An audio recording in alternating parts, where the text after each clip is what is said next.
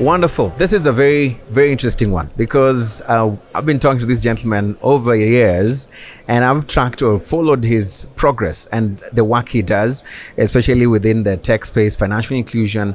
And it's such an honor to have him right here on the On Location podcast, coming to you right here and powered by East Africa Media Group. Thank you so much for being part of this. As always, my name is Eugene Anangwe and I'm here with none other than Fernandes himself. Thank you so much for making time. For sure. And of course, I understand that this particular forum is attracting over 2,000 chief executive officers, founders, influential people, you being one of them. And I want us to just take a step back and talk about while you were packing your bags to come to Kigali, with the CEO Forum coming to Kigali one more time. What was on your mind? What is it that is bringing you that you're saying, I want to leave Kigali with this having been achieved, particularly for Nala or also at a personal level? What is it? Yeah, so when I was packing my bag, I was thinking about food clearly because, I love East African food. I'm Tanzanian originally, but, Moraho and Yaji to my fellow Kenyans who are watching and Habari for all those Tanzanians. When I was packing my bag, I was really thinking about, it's really cool to see a large group of individuals who influence many companies across the African continent all here together in one place where we can think about what we're building, some of the challenges we're each facing and what we can learn from each other.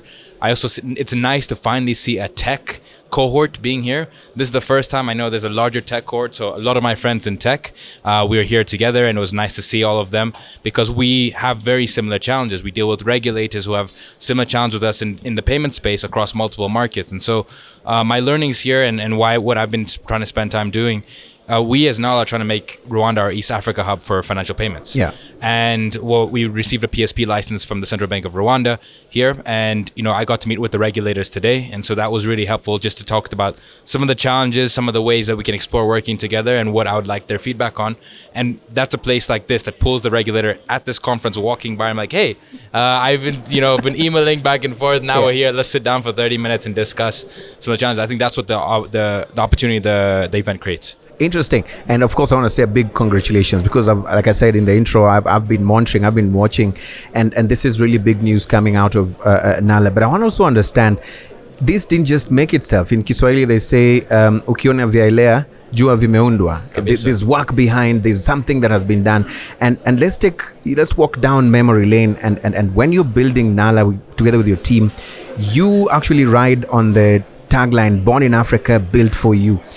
And we're talking about AI or generative AI even today. And the concern that we're having is that most of what we are seeing, the kind of AI solutions we're seeing, are not African or do not understand our context in that way, the language, the context and all that. What should be done, or what kind of conversations are happening within people like you and your peers in trying to fix this challenge? Yeah, I think when it comes to job and job security, I don't think AI is going to have an immediate effect today, in 2024 right now, on a lot of jobs directly in Africa that are brick and mortar, very manual, very, process driven, operations heavy that we see, especially at scale across the continent. Now, where I do think it's interesting is I always have this saying where whether you like technology or not, technology is going to be part of your business.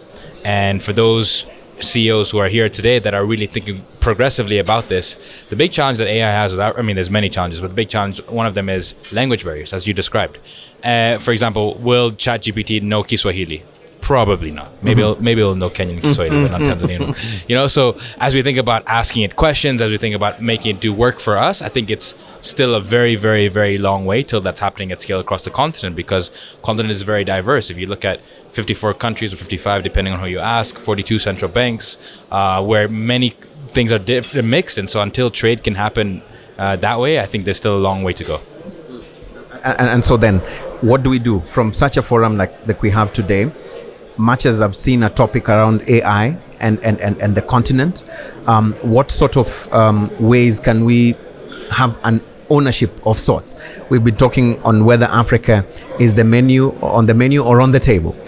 How do we ensure that we are actually at the right place where we need to be as a continent in terms of the ownership of this new AI technology that is coming up today? Yeah. Well, I think it's a responsibility for all of us. I have this saying at work. I say, if you don't take responsibility, you take orders. And I think that's a principle of life. So if you look at governments and CEOs who are here, it's the responsibility for all of them to come and sit down. Okay, what are we proactively doing?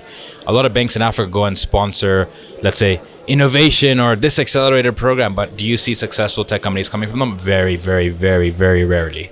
And, what about if they colluded together and said like, okay, cool, us 5 banks in Rwanda or in Kenya or in Ghana or in Nigeria, we're going to, create this program where the benefit, let's say to fight fraud, can be built with AI to fight fraud in local markets, but we're all going to share it and this is how we're going to split it. I think that becomes more interesting. I think those are the conversations that aren't being had at scale because a lot of people want control. And I think until those conversations start to happen at scale, you're going to need a lot of financial resources to make this happen across Africa. And even with governments need to be supportive and endorseful of this and really thinking about, I think the approach to technology should be proactive versus instead of reactive, which a lot of the times in Africa it is. So what are our governments doing directly to make sure we're bringing up to speed and understanding? For example, myself as a CEO of a fintech company, I rarely get invited by the regulators, and we are licensed. We've applied for 9 licenses. We've got almost half of them in Africa. Yeah. And I rarely get invited to, hey, Benji, what do you think we should do about this regulation or this law? We're thinking about changing this. Can we have a roundtable? Can we discuss with you, even if it's on Zoom or whatever?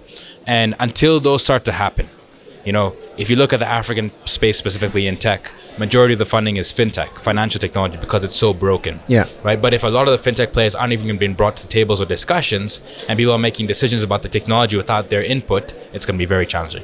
What do you think is the missing link? Why is it that this is the case? I think the fear of technology holds ourselves and economies back significantly. And I don't, and I do think it's challenging because in a lot of central banks in Africa, we see somebody who's been there for like 30 years. I was meeting a central banker in one of these countries, and he had this law, and I was like, hey, do you think that this should change this way? I was giving him a suggestion, recommendation. He looked at me, he's like, you know how old I am? I could be your father, Yeah. And he tells me like, I've been here working here longer than you've been alive, right? Yeah. And, and it's because I brought up a question to challenge his way of thinking. I was like, actually, like, what if you guys did it this way? It would enable this whole new fintech environment. This would be really interesting, right?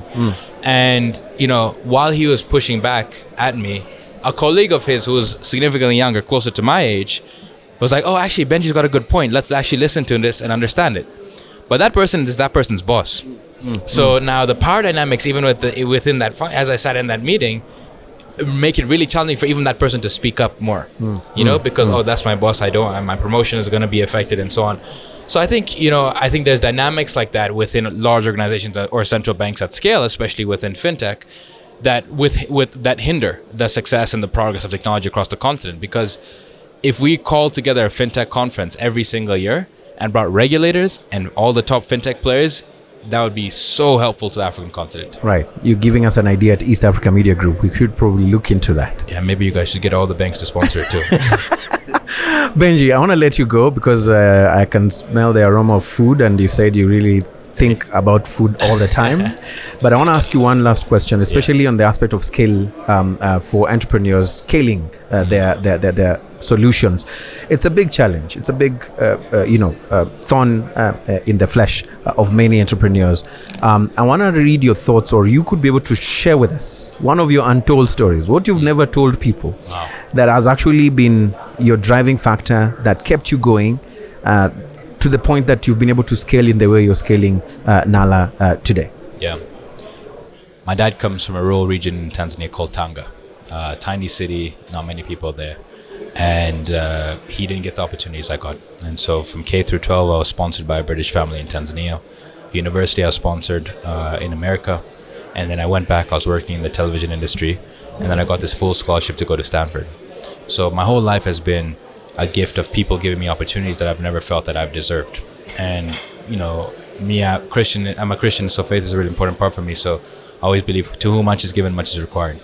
And so after Stanford, I got a job at the Bill and Melinda Gates Foundation. So I was working there, and I decided to quit to start working and building Nala. And that was a tough discussion and decision to make. Imagine you telling your family you're quitting working at Google to I'm going to go on the farm in Kenya to build something. And, I said, if I don't try, I will never know. And the last 5, 6, 7 years of building Nala have been tough, Eugene. I mean, you've seen me grow. You've seen me go through many challenges. You've interviewed me in different occasions. But it's been very difficult. And what keeps me going is understanding the problem we're trying to solve for. Like when I build Nala, I tell the team, I was like, look, what is Nala in 100 years when I don't exist? Beyond, Nala is bigger than me as a person, as an individual, and all of us collectively in the Nala team. That's how we think. It's like, okay, can we build payment rails for the next billion? Africa's 1.3 billion people today. It's going to be 2.5 billion by 2050. Who's going to enable trade with the African region at scale? We have creative influencers here in Rwanda that can never get paid by Instagram or TikTok. And who's going to enable those direct disbursements that way and give them an extra source of income for all this creative talent we have across Africa? Afrobeat's growing, but how do we actually, commercially make sense of the Afrobeat and our talents across Africa growing?